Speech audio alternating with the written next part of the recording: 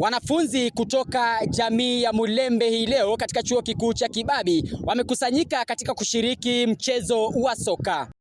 Kulingana na waandalizi wa michuano hii, lengo kuu ni kuleta pamoja wanafunzi kutoka jamii ya Mulembe. Basically or logically, Mulembe means unity.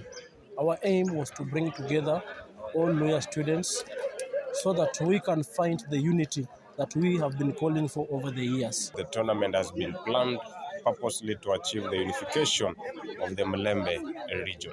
We as the leaders of Mulembe decided to come up with this initiative only to achieve the unity, as my coach has just said.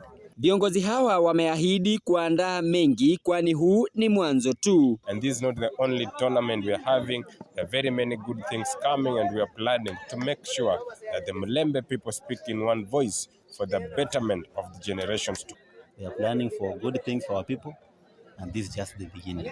Wanafunzi kutoka kaunti hizi 4 wamejitokeza kuonyesha uzalendo wao katika kaunti zao na mapenzi yao kwa jamii ya Mulembe.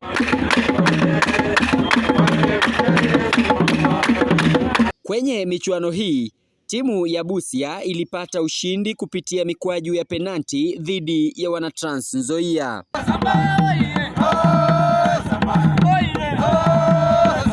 Shughuli kama hizi zinaashiria umoja, upendo na mshikamano wa wanafunzi kutoka jamii mbalimbali. Nikiripotia kutoka uwanja wa chuo kikuu cha Kibabii, jina langu ni Jackson Simadoi.